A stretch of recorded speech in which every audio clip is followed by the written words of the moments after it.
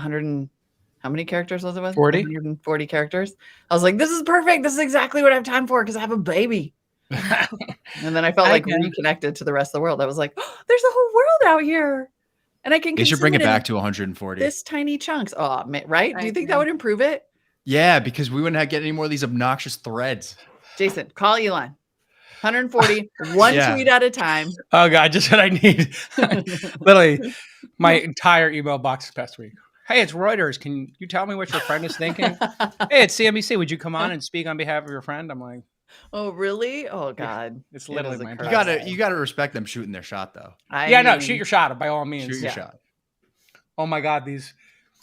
Speaking of shooting your shot, we do have Derek Thompson coming on in 22 minutes. Great. Well, we could let's do the Shopify story. We'll just do 2020. You have to see these invites for the parties. I don't know if I like the naming, but it's a start. Check out Miami Venture. I'll pull them up. You want me to pull them up or no? I guess we got to pull them up. Look, they're pretty hilarious. That's amazing. These. Give me a minute. I mean, that is clever. Yeah, this kid. I think Zach did these. He's a rock star. He's the guy that made the all-in intro. He's a motion graphics designer. He's incredible. I mean, he understands all the.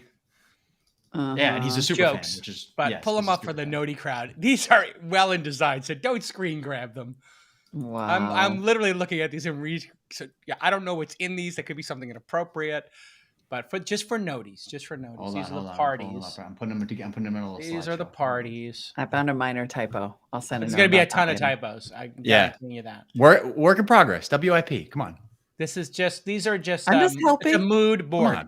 Oh my God, 80s dress. Oh. Okay, so there it is. There's the Wet Your Beaks party. What does it say? I got to check the copy. I didn't write the copy. I can't see the copy. What does it say? The copy says, hold on, I'll go back to that. Impress the family with your best gangster dress. Yeah, what does Work it say in progress. VCs come with smiles. Founding founders was no big deal. We were Wet Your Beaks. Good besties. It should probably be good besties. Probably. At the bottom it says, as long as I can remember. I always want to go party free of sweater Karens. That's so stupid. It's so stupid. I think it should be all my life. As long as I can remember. I'll write I want it to be a capital allocated. Nick's like, I'm on all my life, I want it to be a capital allocated. See, that's great. Oh, by the way, Jason, I have a funny story for you real quick. I had someone call me yesterday and say, someone called me yesterday and said, did you come up with Sasshole? And I said, yes, I did. And they said, I knew that was you. Jason's not funny enough to come up with Sasshole. Yes. I was like, let's go. Cold, ice cold. Yeah. They're like, which other ones do you come up with? I'm like, all the funny ones are me. Just keep that in your mind. That's not Jason, true. No, I know it's not true. Francis Chamath's haberdasher is so anyway, this Buena Vista Social Club I used as inspiration for I didn't come up with Sandals Social Club. It's not bad, but it's not great. It is funny to put the picture of San Francisco in there. But yeah, it's not great. Hold but on. It's I messed these up. I downloaded the originals. Wait 1 second. I got to get Miami Ventures.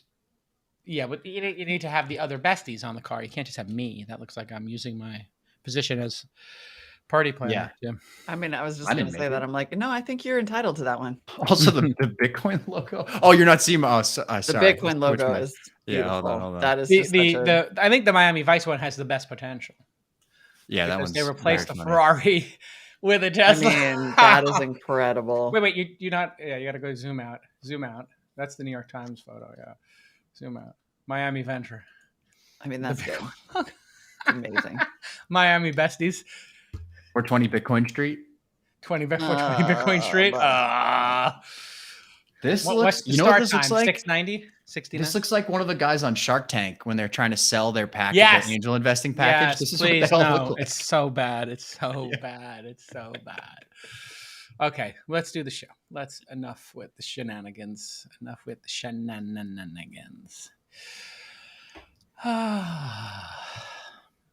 go to show. QuickTime's going? Oh, my QuickTime's not going. For sure. I had a rough night. I just then woke up. Yeah, there we go. Woken up by the kids, and then I'm on like 4 hours of sleep here. All right, come on, Jake. Yeah, you can get in the game, buddy. You got this. You got this, baby. Get in the game, buddy. Come on.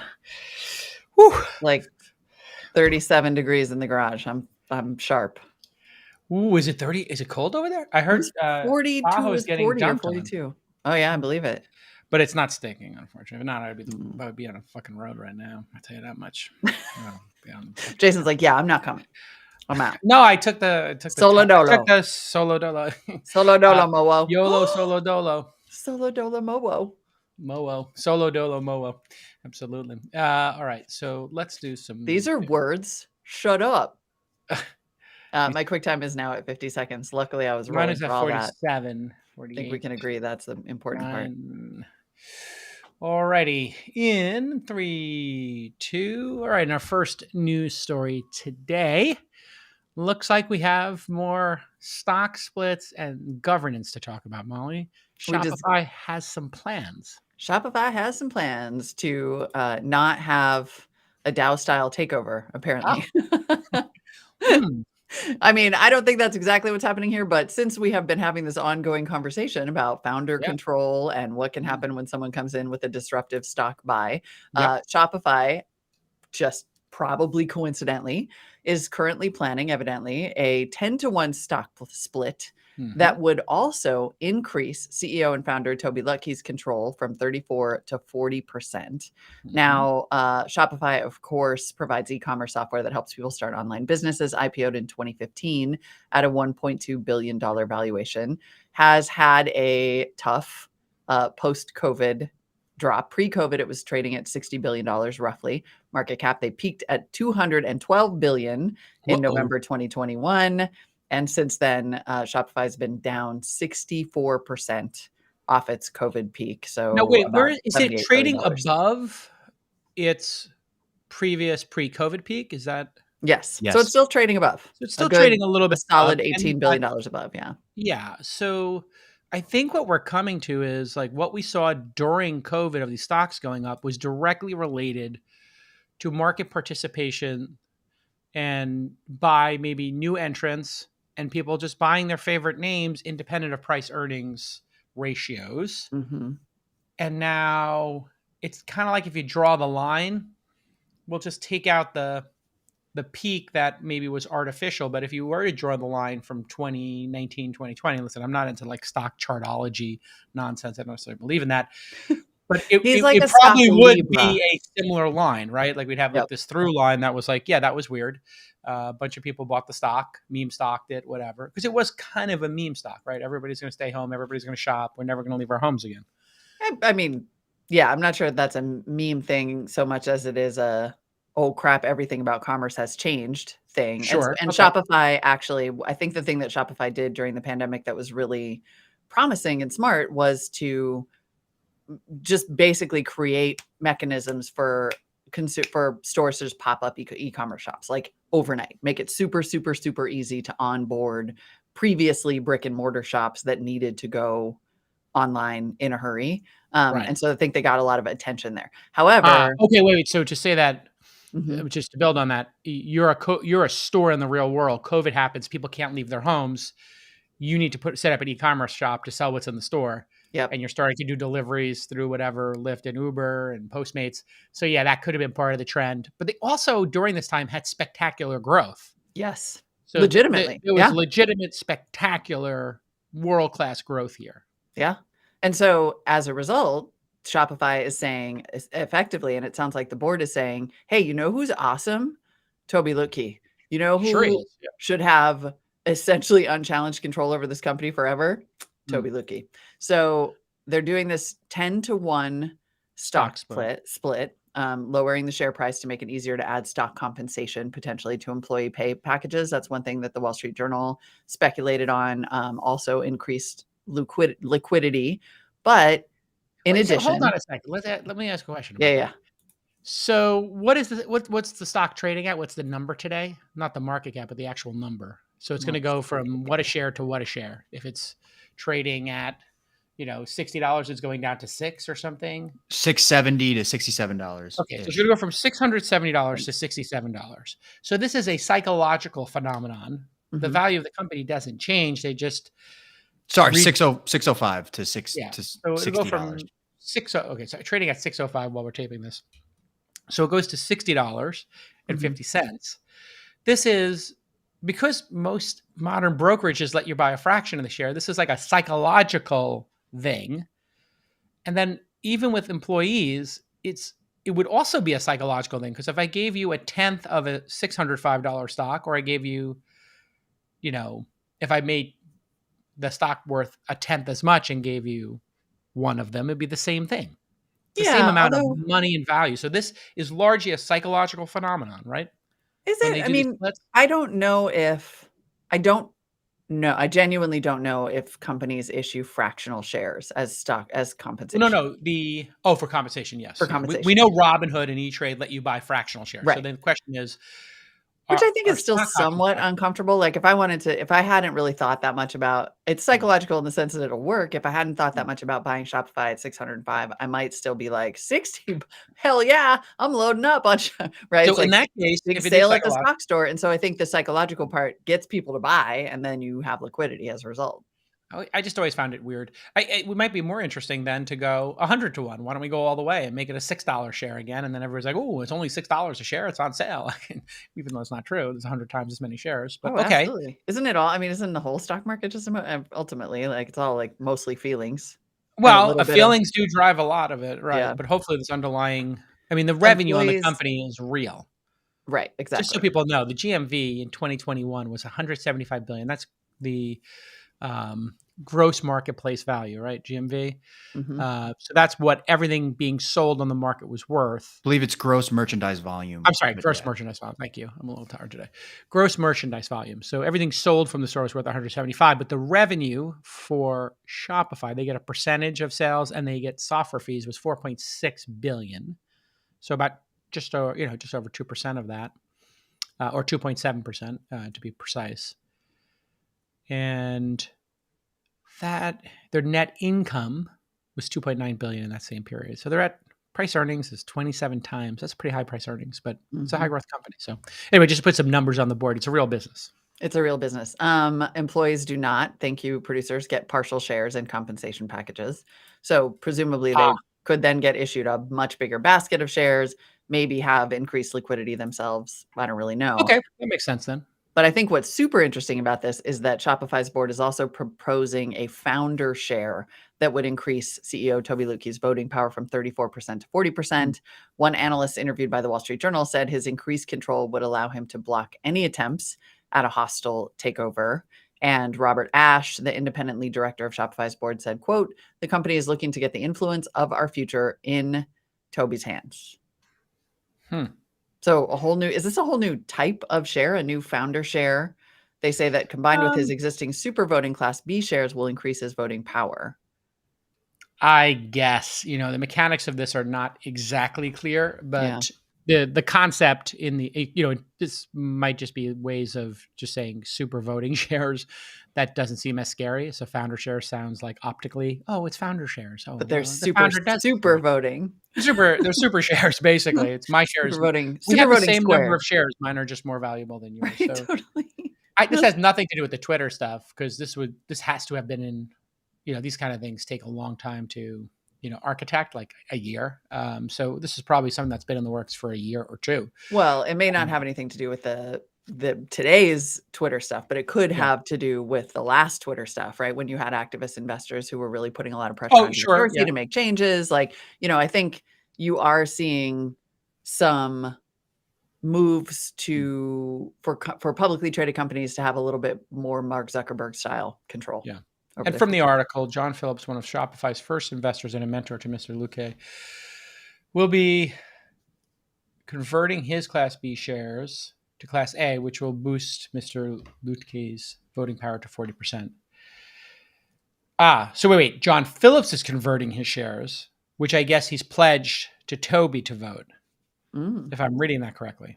I read it as he's decreasing the total amount of shares in the Class B stock, which will increase Tobi's percentage to 40%.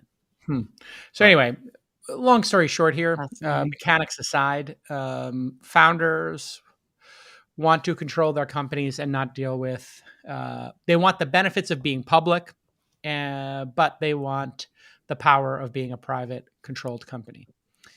And we have this now zone between public companies that operate with, a traditional voting structure that are susceptible to management being voted out for performance or for how they're running the company. And then, privates. And then in between now you have this public-private hybrid where if you don't like the governance, I guess you can opt out and not buy the stock, would be one way to look at it. Another way to look at it is, should we allow these companies to be public and get the benefit of the public buying in, pensions buying in, people's retirement buying in, and then giving a disproportionate amount of power to the person in charge? This is analogous to a sports team letting LeBron James pick the coach and the players. Like, what could go wrong? We just saw that good season. Analogy. And then other times you could see what could go right. Michael Jordan's like, I want Rodman. We're going to deal with him. And sorry if you don't like it, but he's joining the team because I want somebody to get rebounds, and I don't want to have to rebound and get beat up and under the basket. The end. So live by the gun, die by the gun, live by the sword, die by the sword. I don't know exactly how I feel about it. I don't know either. It feels contrary in some ways to, just like you said, to the idea of a public market and the idea of a board and governance. And we have seen already, lack of accountability across industries. I mean, I don't know why the Activision CEO still had a job, but I also don't know why like United CEO, it's sort of like you see over and over all of these scenarios in which there is not. If the founders have board control, here's an idea. If they truly do have board control, then they shouldn't have to have a board. We should just call it what it is. Instead of putting this ridiculous farce that like Facebook has a board. If Zuckerberg truly can just do whatever he wants, right? Why put the window dressing of a board there? Why, pull the wool over everybody's eyes and slip them the Mickey and bamboozle them? Just call it what it is. You're buying the God King's company.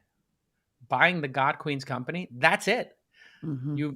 You have given all power to them, and they answer to no one. And your only option is to sell the stock. So they can lose your faith, and you could sell the stock, but you cannot have a reasonable board discussion that results in them listening to what you're saying because they don't have. I feel like that would be more honest. It would be more honest. It would be more honest to both investors and consumers. Like, look, the only accountability that there's ever going to be, because I think, consumers look at Facebook and the things that it does in the world, and they think there's no, they have no recourse. And the recourse is like, one, get it out of your portfolio, and two, don't use it. Like, have a super honest conversation. There is not some secret governing body that's going to come in and like fix this. Yep. It's only you. Yeah, you're on your own. Yeah. It's an interesting rub here. I think, what will determine this is what institutional holders believe is the right thing to do.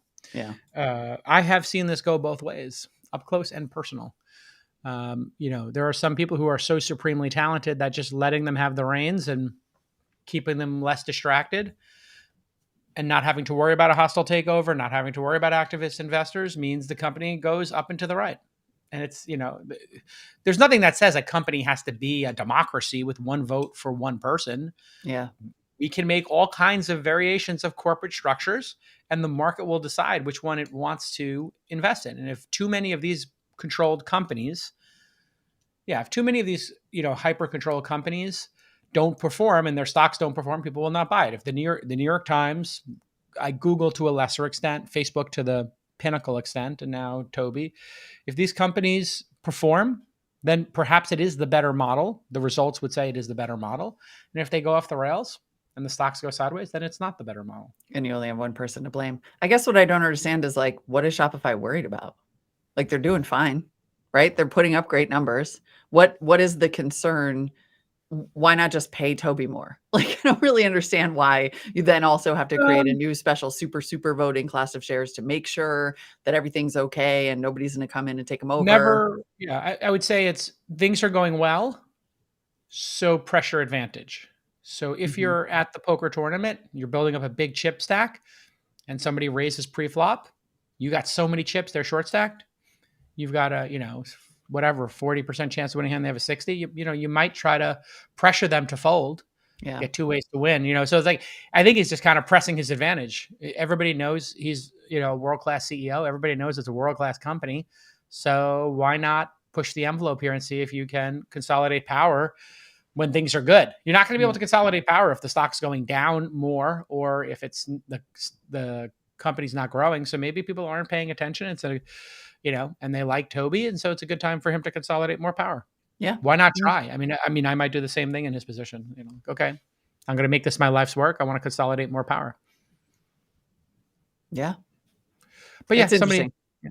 I mean, you could have activist investors come in and tell them like, stop doing, cut costs. If you looked at Google, if Google was subject to activist investors who only cared about profits and dividends, I heard some statistic like Google could run with like 10% of the employees it has, and none of the systems would go down. The company would be the exact same.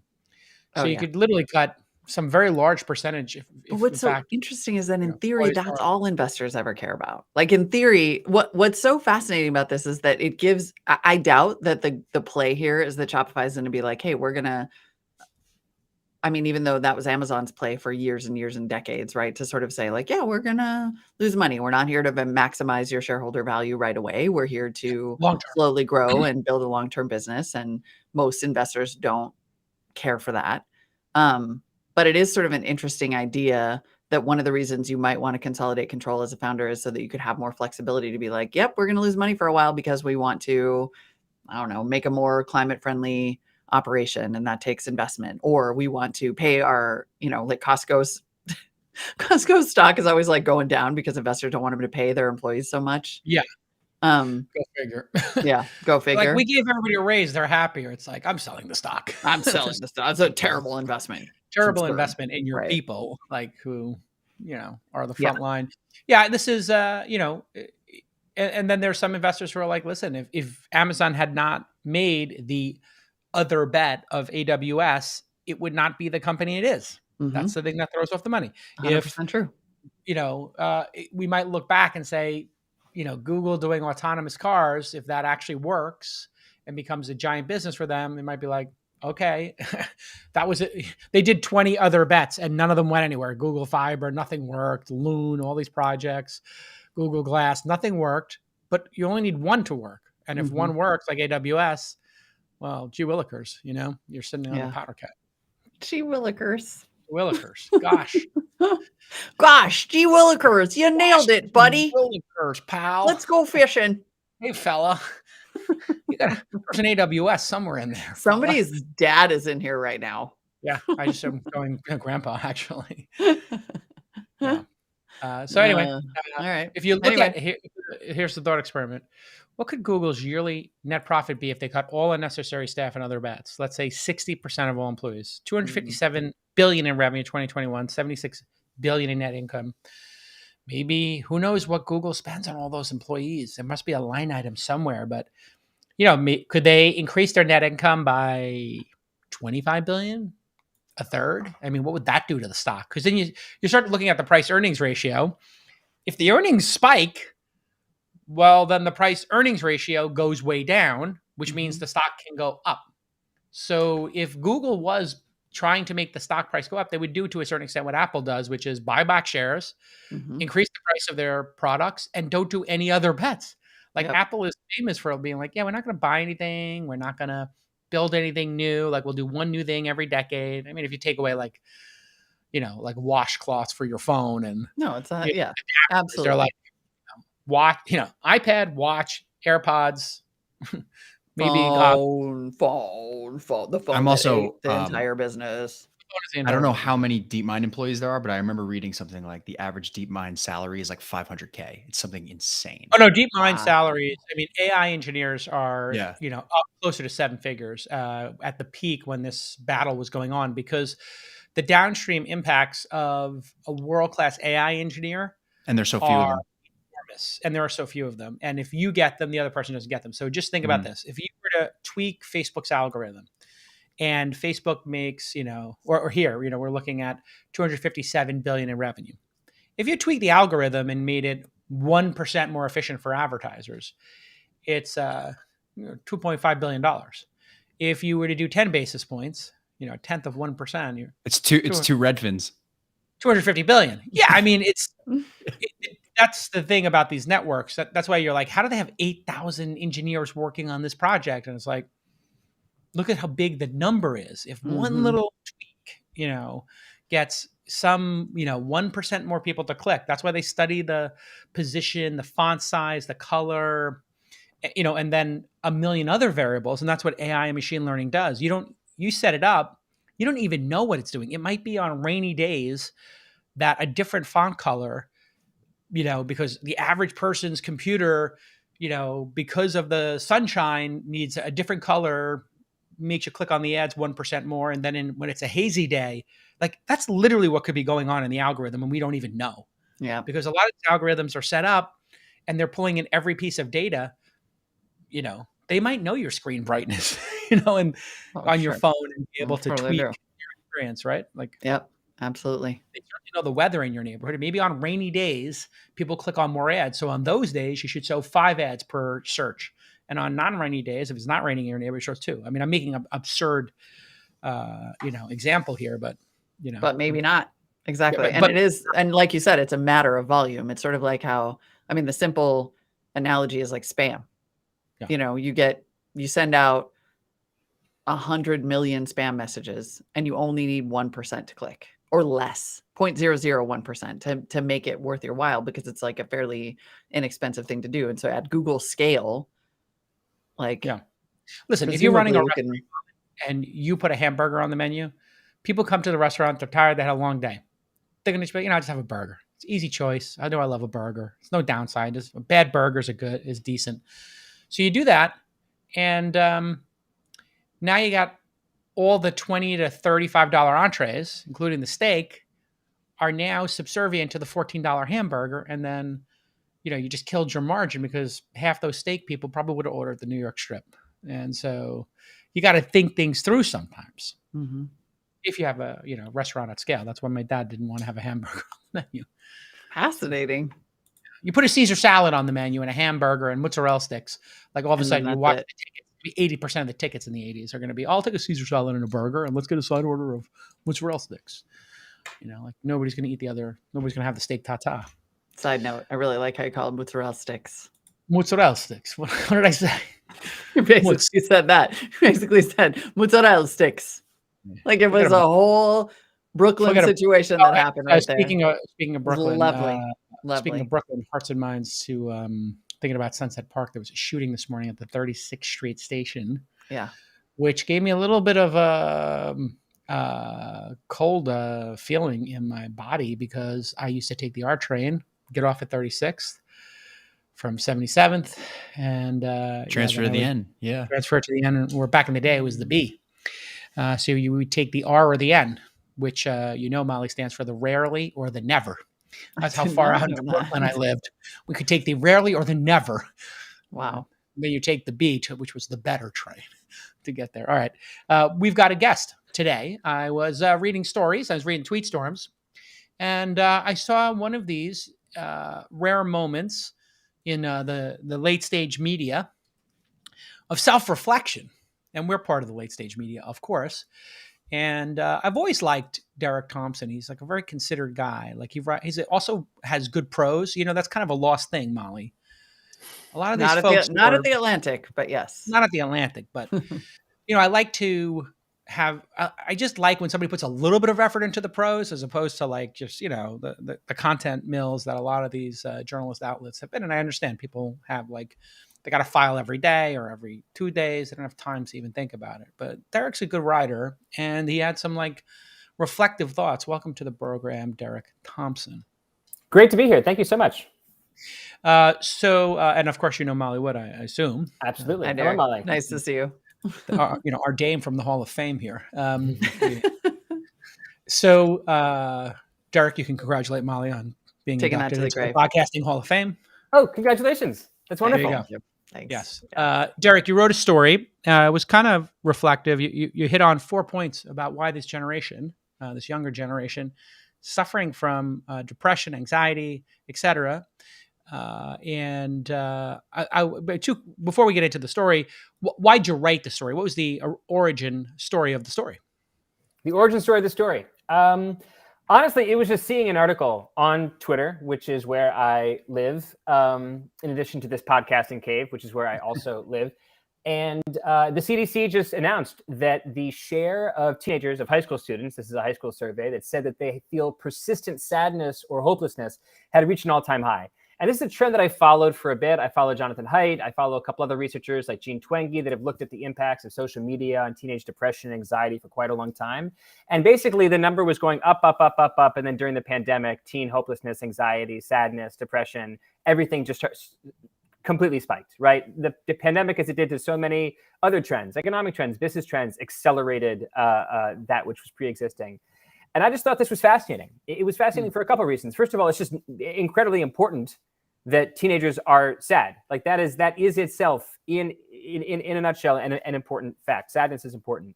But I'm also so interested in the fact that this is a trend that's going to slam into the so-called real world. Sadness in high school will become sadness in college, will become sadness in the workforce, will become sadness in adulthood. Like this is a trend. You know, I was just talking to someone about how companies are handling the rise of anxiety among their younger employees. They're talking about how CEOs are now chief empathy officers, and a lot of these big companies are hiring chief wellness officers as well, CWOs. Like people are paying incredibly close attention to this, frankly, unignorable phenomenon of youth anxiety. And I really wanted to figure out what the hell is going on here. Yeah.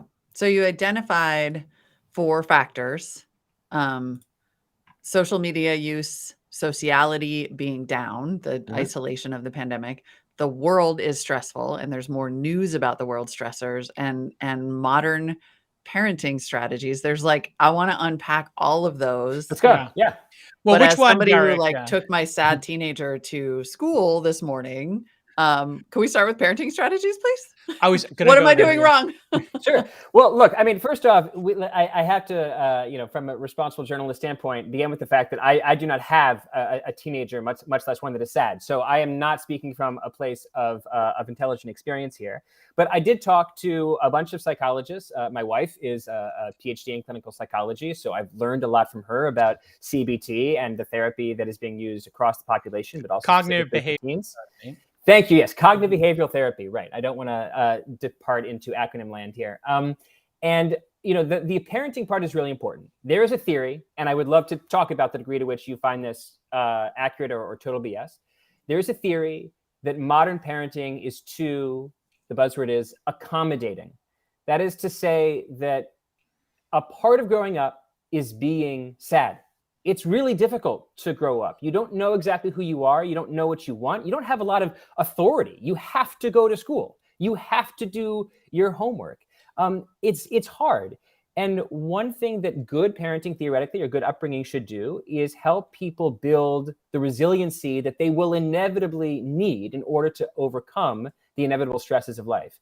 And today, by contrast, a lot of modern parenting, according to these experts, is accommodating, which is to say that if a kid doesn't like broccoli, they'll get turkey loaf for lunch and dinner every day of their life for 4 years. That was an actual story from a cover from a cover story in The Atlantic a few years ago. If a child is afraid of dogs, rather than do what psychologists would call exposure therapy, introduce this child who's afraid of dogs to a bunch of really, really cute puppies, so that over time, they'll be less afraid of this general species of dog. You instead accommodate the fear of dogs. You say, I am never going over to anyone's house who has a dog. And then over time, this kind of accommodating strategy bubble wraps kids. And you can sort of think by extension of the bubble wrapping metaphor, they don't grow the skin thickness that is necessary in order to survive a world or live in a world that is full of stressors. And so that's the critique of not just helicopter parenting, not just being present too much, but accommodative parenting, giving in to pathologies and fears rather than trying to build resiliency. So I mean, you must see this, Molly, right? A toughen up strategy. Well, I mean, Molly and I are both parents. I have a 12-year-old, and your son's 15 or 16 now? 15. Still 15. Right in the middle of it.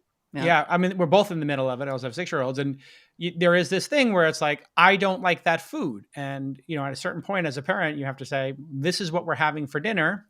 You don't get to choose the restaurant. There's 5 people who live in this household, and tonight we're eating Chinese food. And if you love Japanese, that's fine, and there might be a day of the week you get to pick, but the other days you eat this. And I just tell my kids, like, listen, if you don't eat what's on the plate, that's fine. You have 3 choices. You can have a yogurt, you can have a banana, or I can toast you a bagel, whatever. I kind of give them like 3 choices. And if you opt out of this, there's like 3 simple choices here, but that's, and you don't get dessert, obviously. And then, I mean, I think as a reaction, Molly, you tell me, we had a generation of parents who maybe were too hard on their kids.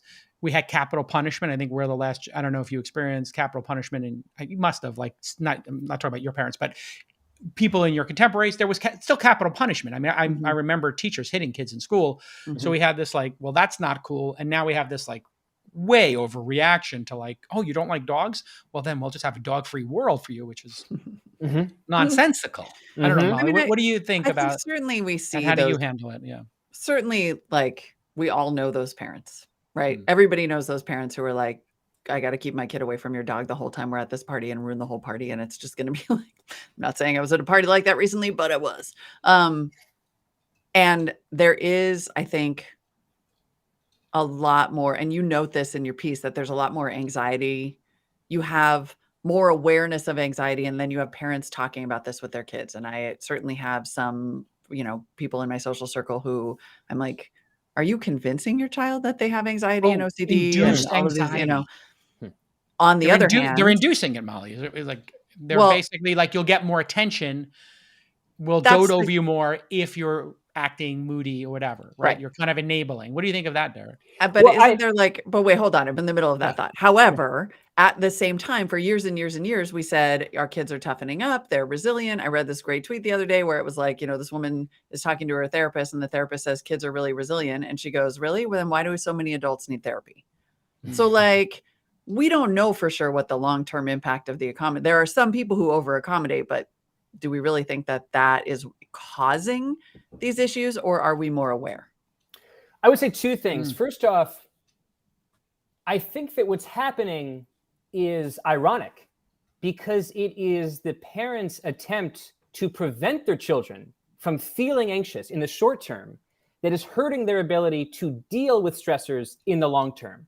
That is the irony of the bubble wrapping strategy, right? By accommodating now, you hurt their ability to accommodate for themselves, to protect themselves in the future. They don't grow the resilience, the skin thickness that they need, because you're taking care of absolutely everything for them and designing a world in which they never have to feel deeply the anxiety, the distress that they feel, right? Like, we don't need to go all the way back to like Marcus Aurelius Stoicism, but like a part of Stoicism, to which I subscribe, like, to a bit of, I think there's wisdom there. A part of this logic, and to a certain extent it's the logic of Buddhism as well, is that life is suffering, life is pain.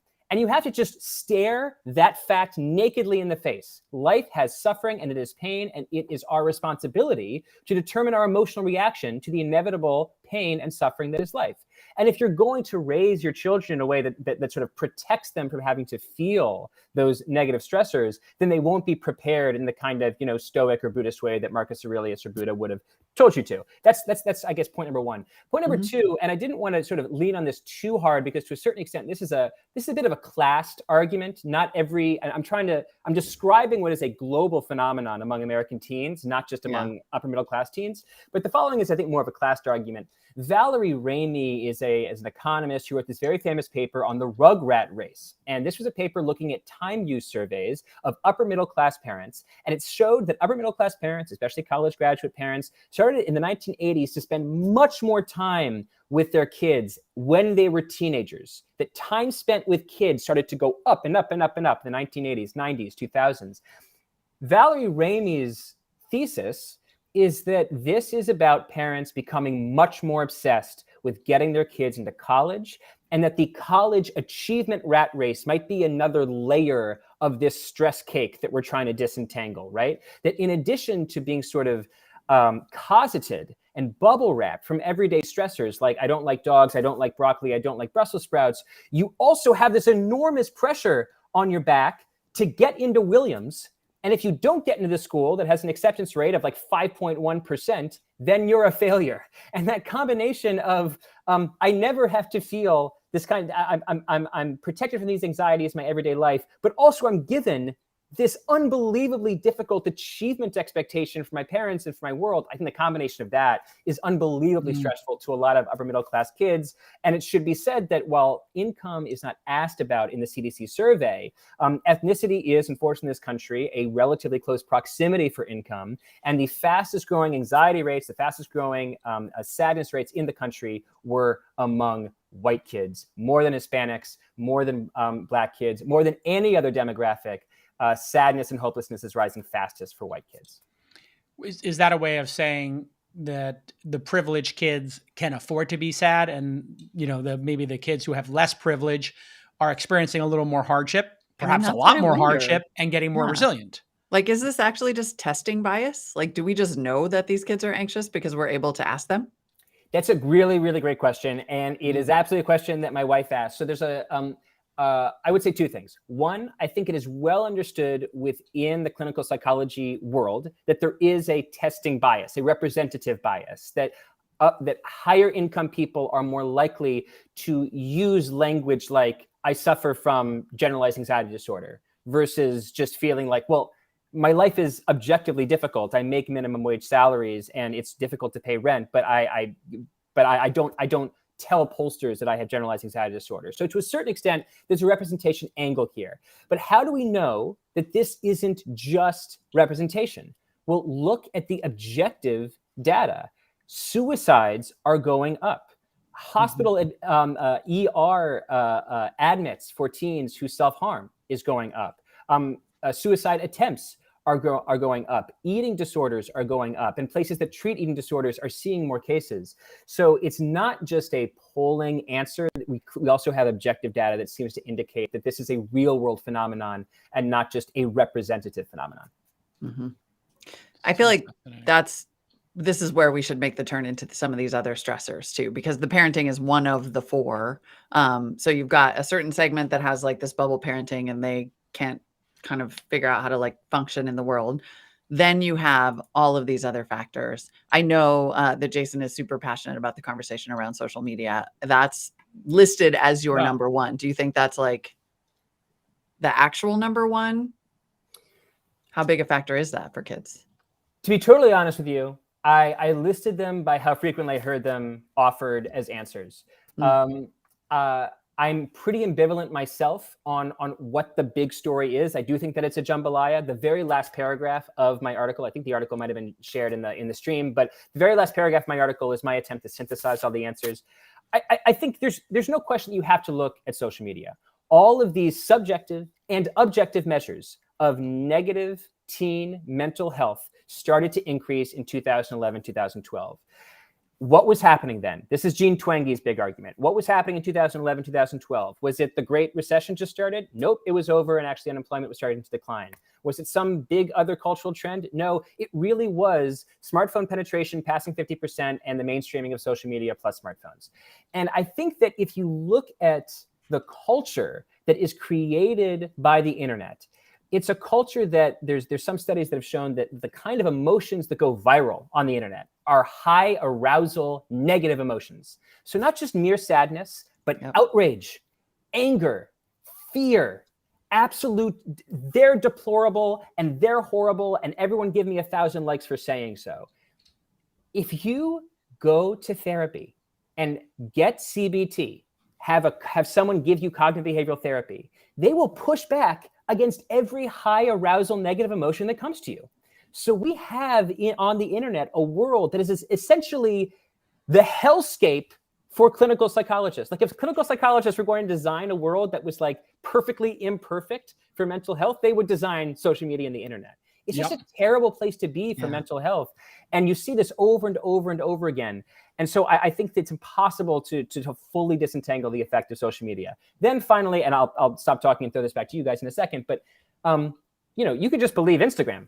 You know, Instagram has done its own internal surveys, which has basically said, my summary, our product is like alcohol.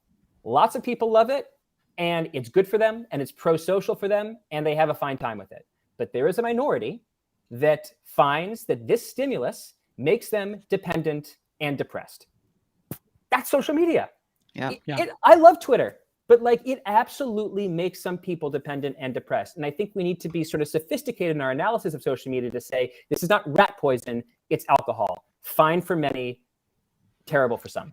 Well, and if you combine it with the socializing factor that you mentioned, and you can actually dovetail it with parenting, a lot of parents, you know, will say like, okay, you can use your device. This becomes like a substitute for parenting, or, you know, them going out and experiencing hardship in the world. They just put their device in front of their face and they just consume whatever's on YouTube or Instagram.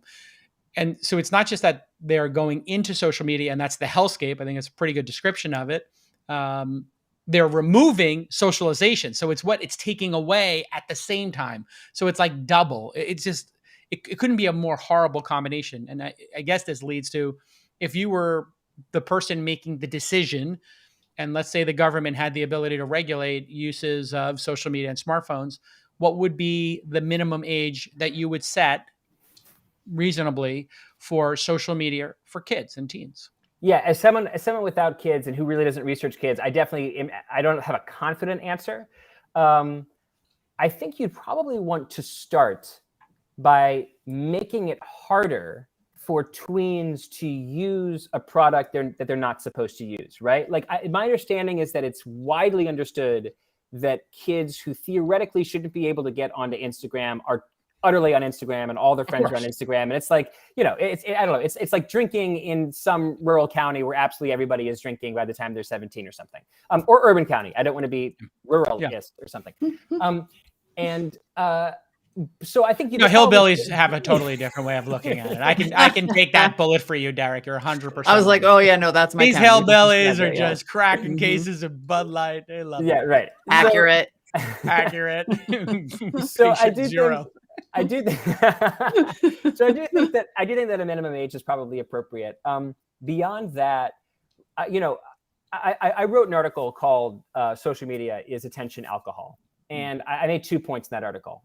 Point number one is that we have a minimum age for a relatively strongly kept minimum age for alcohol, and we should have one for social media as well. A legal limit, not just let Snapchat and Instagram decide for themselves what the bottom line is. The other, and this is a little bit more touchy-feely, so maybe you can like sort of help me unpack this, but we have like a language and like a sort of social infrastructure around alcohol dependency. We say, hey man, you need, like, maybe you should give me your keys tonight. I think you've had too much. Hey, you should have a water. You know, I think we've had enough today. Cup of coffee time. Yeah. We have interventions for people, and it's not weird to have an intervention for a friend. It's a part of culture, but we don't have these things for social media. Really, we don't really have like a norm of like friends texting each other saying you need to get off Twitter. We don't really have like. Maybe we might. You know what I would argue? I've sent that text. But what we don't. Well, yeah, you have. What we don't have. I would you are say, a leader in the space. You're the bleeding edge. I've sent that text. Like, are you sure about that one? But I think what we don't have actually is widespread agreement that online activity causes offline harm. Like we don't. We have not come to, because there are too many people making too much money and getting too much attention on social media for us to say at a blanket level, this is bad for people. Like, we still don't necessarily agree on that. And so the idea that we would somehow translate that seemingly obvious harm into parenting or policies for our kids, it feels like we're still pretty far away from that. Yeah, we are. And just to finish the social infrastructure like list, because it's a lot of things. Like, I love whiskey. I collect wine. Like, I love alcohol, but I also, like, not through any like incredible intelligence, just know that I shouldn't like have X amount of whiskey like on a Tuesday, right? Like, if I want to try some whiskey and like, drink it while watching basketball, I don't feel that bad. But like, if I'm dipping back and back into the whiskey on a Tuesday afternoon when I'm alone, I'm like, no, I shouldn't be doing this. This is clearly me enjoying the whiskey a little bit too much. It's a little challenging when you're a Knicks fan, but right. Yeah, easy for you to say. Banning Knicks fandom might actually be a really good social solution for depression. Yeah. The depression charts are receding. What happened? Yeah.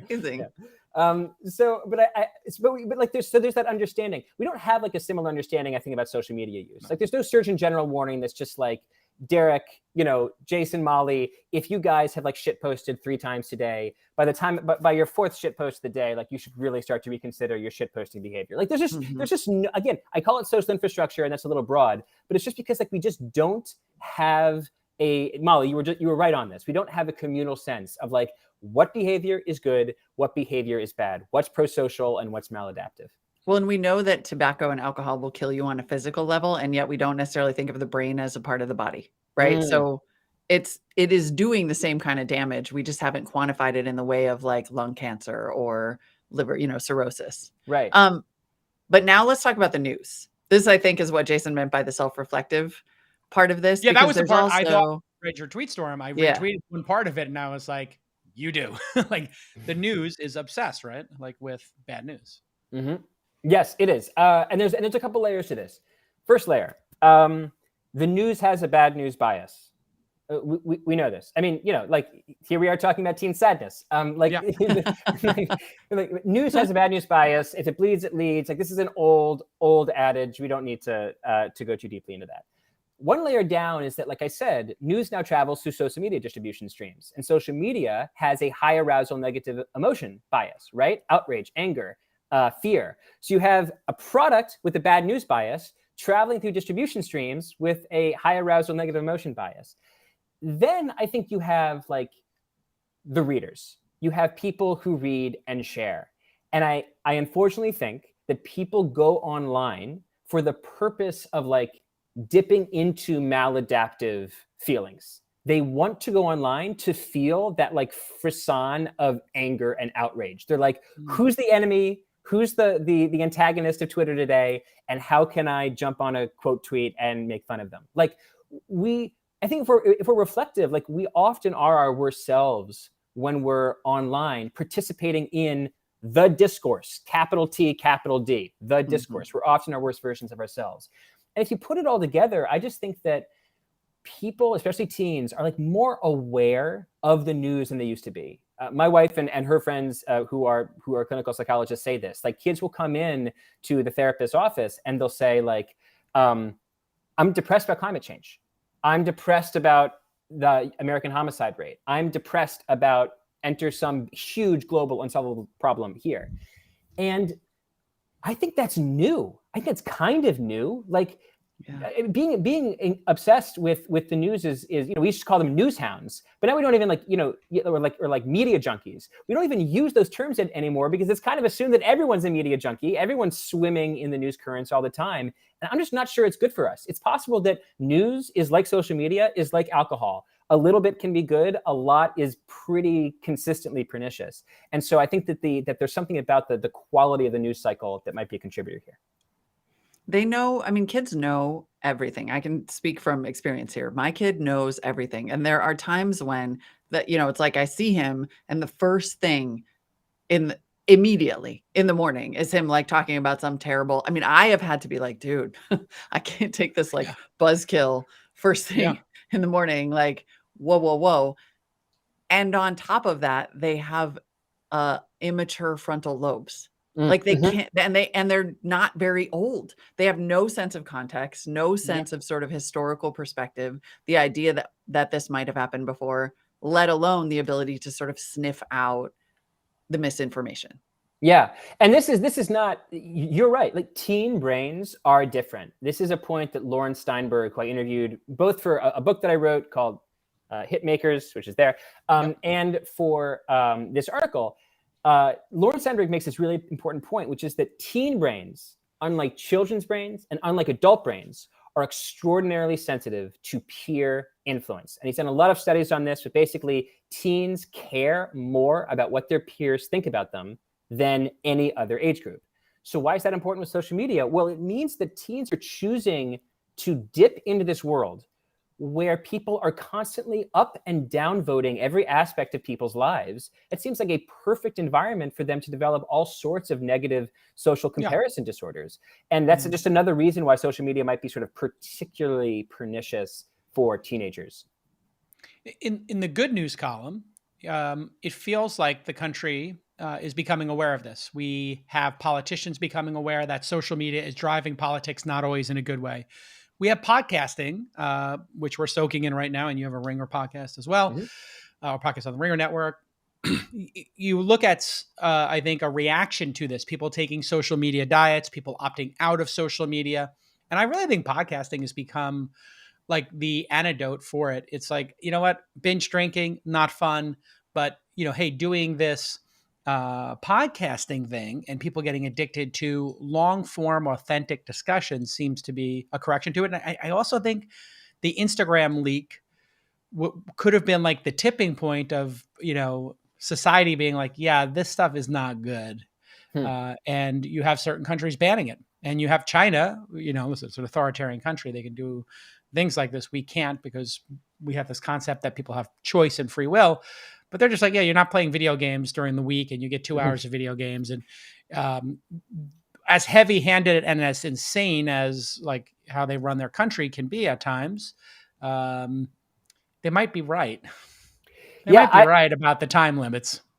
They are, you know, there's a dollop of truth even to Chinese authoritarianism. I mean, it comes from, it's directionally accurate. It's just like the vector is way too strong, right? They recognize the time limits would be good, but rather than like suggest it, they mandate it, which probably is itself not very good. But I agree with you. I think that, you know, there are lots of answers to the questions that we are posing that really are a matter of like ancient wisdom. Like, I mean, to go back to just Buddhism and Stoicism, but even like existentialism and all sorts of like Judeo-Christian philosophies, like, you know, what's the serenity prayer, right? Like, understand the difference between what you can control and what you can't. Like, these are ancient ideas. And I feel like being more aware of our own limits and of the limits of certain tools in our life would just be good for people. So maybe to a certain extent, this is just about like a return at a national level, parental level, and individual level to some of that ancient wisdom.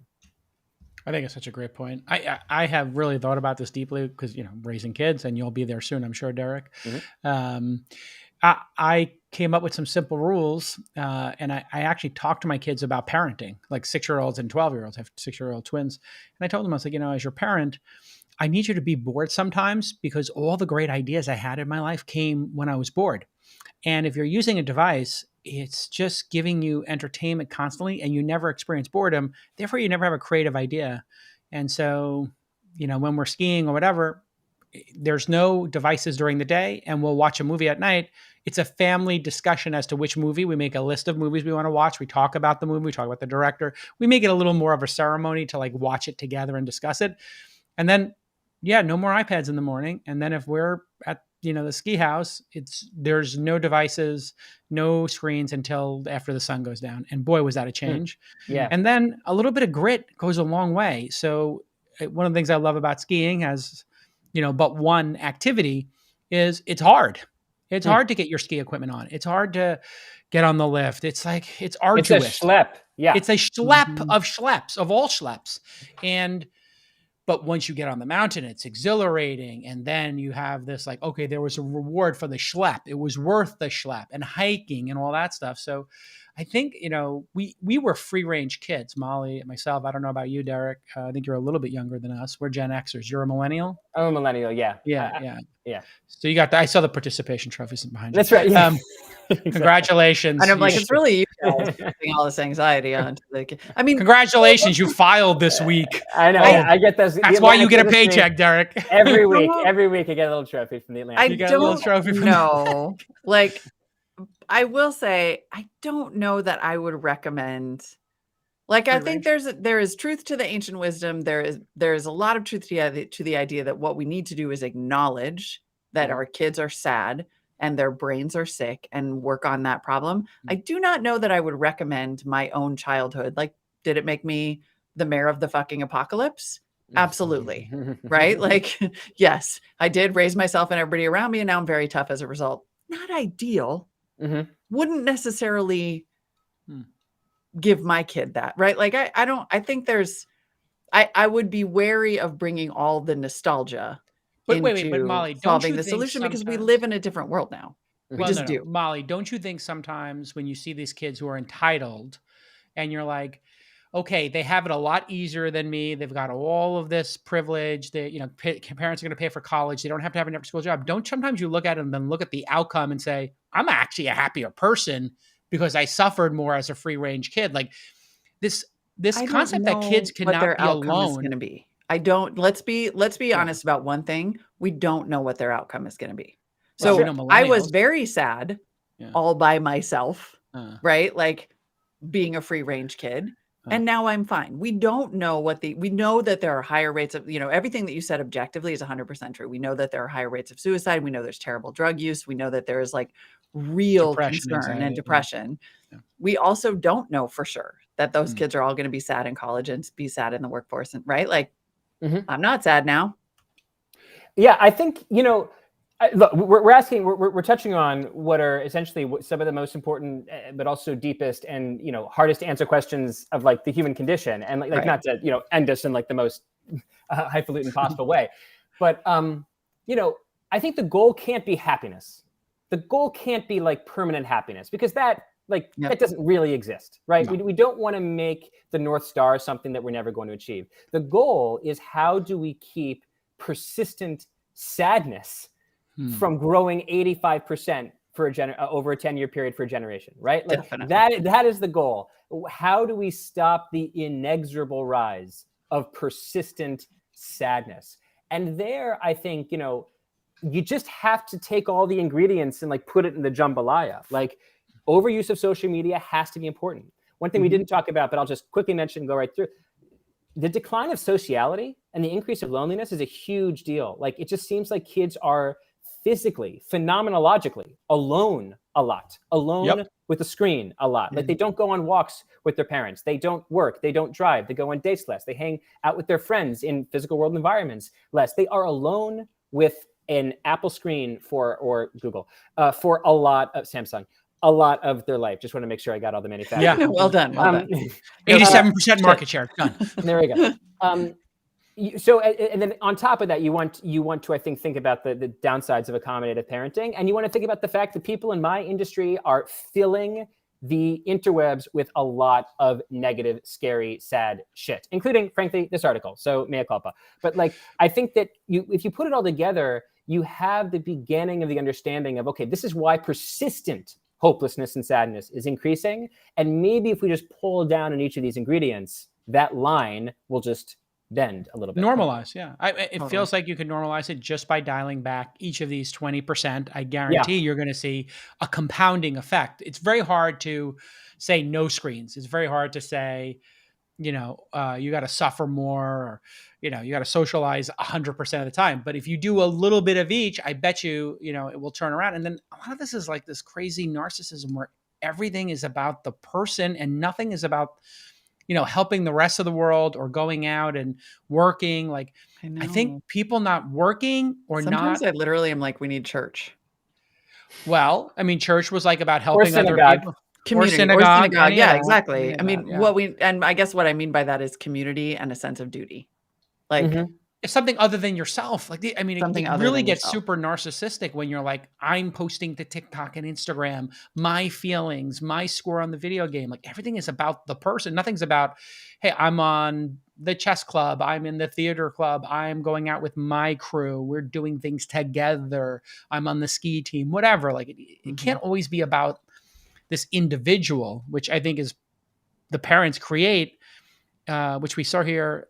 I won't say the specific town, but this example you gave of the pressure to get into these colleges is so pernicious in the Bay Area that we had so many suicides going on in a particular area that we had to do a media blackout because they felt we were now getting into induced suicide territory. Contagion effect, yeah. A contagion was happening, and 2 or 3 people would be jumping in front of the train.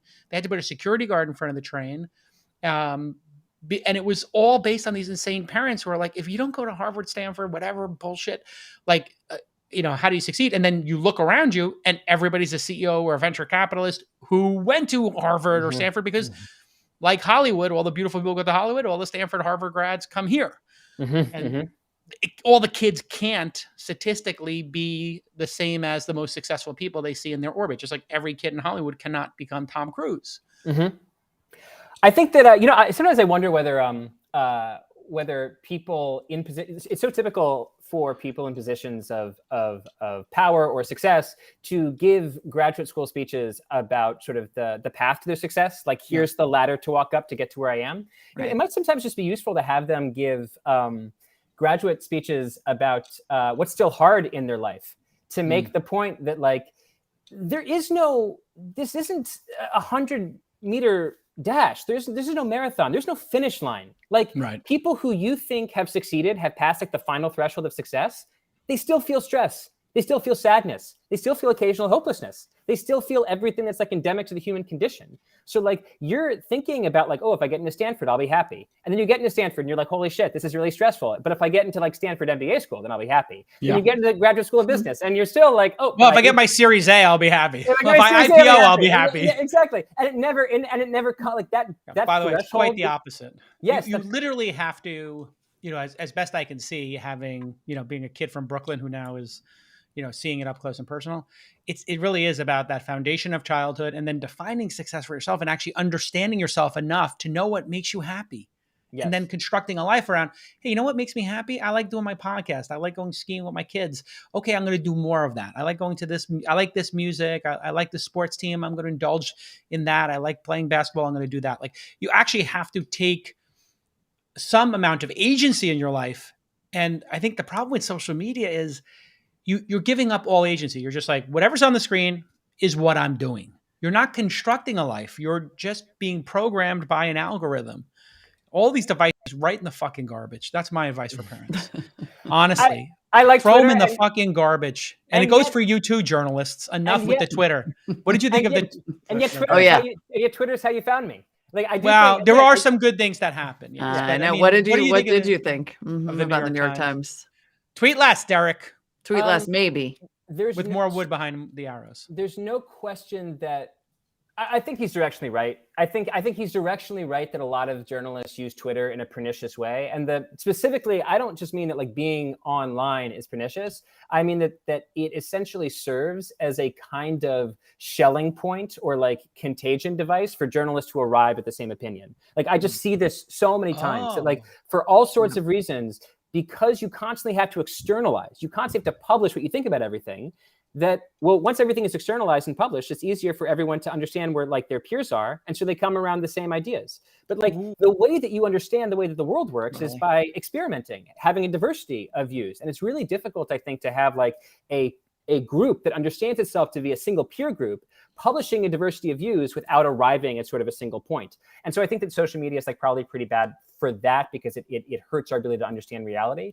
At the same time, like, I love Twitter. Like, Twitter's how I learn about everything. I try to do a very purposeful job of following people who I agree with and disagree with, who are conservative and libertarian and liberal and leftist. I try to expose myself to all these viewpoints. And then I also try to not react when I'm angered. Because inevitably, if you have a lot of different viewpoints in your stream, you're going to see something that's fucking outrageous. You're like, oh, that's so stupid. How can a human think that?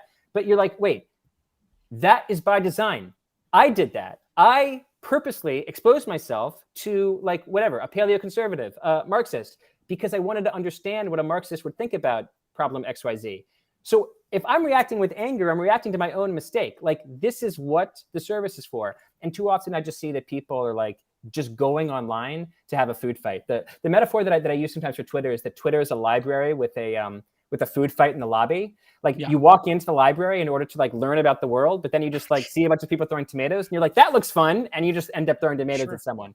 But if you just pass the lobby, you can get in the elevator, go up the floors, and there's a beautiful library of information and views beyond it. But getting out of that lobby is really hard. Yeah, the curation you're doing is critically important. I listen to a range of podcasts with people I vehemently disagree with, because I like to be more informed and understand their position. Something happened where you had to pick a side. And I think that's like one of these very weird things that has happened, because like a second order effect of social media is like, if you're not picking a side, well, you don't get the rewards of retweets and likes and followers. So it's just so much easier. And it happens to media outlets too. It's just easier to be the New York Times and be like, we're the anti-Trump, and then Fox, we're the pro-Trump. And okay, Rachel Maddow, Ben Shapiro, you're going to get more ratings than if you were the Atlantic and you're like, let's be thoughtful and think this through, or Washington Post or Wall Street Journal. Hey, let's try to find reality here. It just doesn't result in as many subscribers, which is sort of a weird thing. I think you're probably right. I think there's probably a business incentive to pick a side and monetize anger and outrage, all those emotions that go aerodynamic online. And it's hard, but important. Yeah. Yeah, but I mean, don't you think Trump, Molly, really exacerbated it? It felt like the New York Times was just like, hey, this is going to work. Let's go deep into this Trump thing. And then MSNBC, and then Fox and other folks went the other way. Yes or no, right? Like, I think that things got more polarized without a doubt. And so, and that sold. Like, there's a whole conversation we can have about incentives and media incentives, and the question of what brings you money and gets you attention and makes you a brand, and all of that is still wrapped up in social media and what happens on Twitter, where I got distracted because I was looking up this old interview that we did with George Lakoff, the neurolinguist. And one of the things he talks about is that actually I'm derailing us a little bit, but that when you go and seek out opinions that oppose yours, often it has the opposite effect of what you think. You think that it's exposing you to those opinions and making you think about them, but because the brain is physical and what you think and believe is a groove in your brain, then you have a response to the thing that you don't agree with that actually causes you to entrench your own beliefs more strongly. Right. Yeah. It was you have to go into it wanting to challenge your beliefs. If you just want to defend your position, if you go into it with a defensive mindset and then read a point of view, it's the opposite of yours, then you're just sort of prepared to punch back against it. I think that there's another way to, like, what he's saying is that there is a degree to it, like, that thoughts change your brain. He's talking about the physiology of it. And so if the thing that you like, there's the mindset part, I would love to go in and say, my brain doesn't have any grooves and I don't have any lifelong opinions, but that's just not true. Like, physiologically, information goes in, is altered by the makeup of my brain. And then I may or may not reject it. I'm not saying we should give up on finding different information, but it was just an interesting side note to the idea that exposing yourself to other ideas always makes you more considerate of them, because in some ways, sometimes, especially now, when what we see is people radicalizing in opposition to each other, I think you can make the argument that the more seeking out a radical opinion doesn't necessarily make you more open-minded. Yeah. I think that there's definitely something to the fact that there's been a couple of studies that seem to indicate that as people gather more knowledge, they become more polarized. So rather than more information moving them toward some imaginary middle of the spectrum, gathering more information essentially gives them the sort of arsenal to feel like they can stake out one of the poles on that position. Yeah. Side note, though, that was a total side note to the parenting thing. Sort of. Except that understanding, I think it goes back to this idea that understanding what kids are feeling now, understanding how the brain works, how we respond to social media, thinking of it as a physical condition, a part of our health, is what fundamentally is going to give us solutions. Yeah. I agree. It's fascinating. Such a good Derek, piece. So good. Great job on the piece. I give you I think there's a special carve out if you're writing about depressing things with the intent matters, of creating deeper understanding to make the problem, to help people solve the problem. It's not it bleeds, it leads. You weren't clickbaiting. You were trying to help the situation. I appreciate that, and I'm going to inscribe it on the participation trophy just behind my shoulder over absolutely. Here. In fact, we're sending you an official This Week in Startups participation trophy. You can follow Derek Thompson on the Twitter, DKTHOMP. And he's a staff writer at The Atlantic, host of Plain English. I didn't know you had a podcast per day. I'm so sorry. What is Plain English? What do you talk about? Plain English is It's a podcast about 4 months old. It's with Bill Simmons doing our podcast network. And it is a news podcast where I believe next week we're going to talk about this article. So for those for those of you who are listening who think, 50 minutes isn't quite enough for me to listen to Derek talking about teenage anxiety. I would like another 45. There will be product for you. No, it is literally. Exactly. The more the better. Well, here's the thing. You have so much time when you're walking or on the treadmill, previously commuting, whatever. I think there's people are like, oh my God, 40 minutes. It's like 40 minutes is a great discussion over appetizers. Yes. People have 5 hours a day. They watch video, TV traditionally. I think 3 of them are going to go to podcasting because it's just such a better conversation for people. And it is, you get these voices that have time and you're multitasking. Yes. You can listen while you're playing a video game, cooking dinner, skiing, cooking dinner, whatever it is. And he's a contributor to Here and Now Mondays on NPR and author of the book, which I actually have read. I forgot that was your book. I really enjoyed your book, Hitmakers, The Science of Popularity in an Age of Distraction. Derek, we have to have you on again. You're a great guest. All right. We'll talk soon. Bye-bye. Thank you both. Thanks, Derek. Thanks. Bye. Upload that file for us. Upload that audio file. We'll do it. There you go. Wow, what a great guest, huh, Molly? So good. You and I were chomping on the bit to get those questions in. So good. I know we're totally like, but wait, no, I have a point. It's each of his 4 points is a podcast episode for me. 100. I mean, or a book. Or a book. Or 2 books. Fascinating. I think we should. So good. Noties were going off, by the way. You want to keep pulling this? What's that? Noties going off. Noties were just so give us into Give us 2 notey questions, but I think we should pull this string a little bit and see where it leads us. I think producers and for our noties and associate producers, email producers at This Week in Startups.com, I'd like to talk to some more parenting experts on how to deal with kids, or maybe even there's some sources in Derek's story that he references that we could go maybe double click, triple click here on what is the answer for kids and what is the answer for depression, anxiety. Because he brings up CBT, cognitive behavioral therapy. Mm-hmm. This is a super important thing. I do this work with founders a lot of time where I say, listen, this bad thing happened. How do we interpret this thing? Mm-hmm. And then it's called framing or reframing something. Okay, so you lost your CTO and your VP of sales in the same month. They both told you you're a bad leader. And they took jobs with people they felt were better. Okay, this sucks. You can internalize it and just be crippled and curl up in a ball and quit. Or you could say, okay, I'm getting feedback from talented people. It's a hyper-competitive environment. Yep. People have choices of where to work. Therefore, I have to adjust. And this is an opportunity for me to grow and be a better leader. So what can I learn from this situation? And there'll always be another person looking for a job. So I will refill those positions. And the next time I'll pick a better person probably, and I'll be a better manager. So it will go better. Mm-hmm.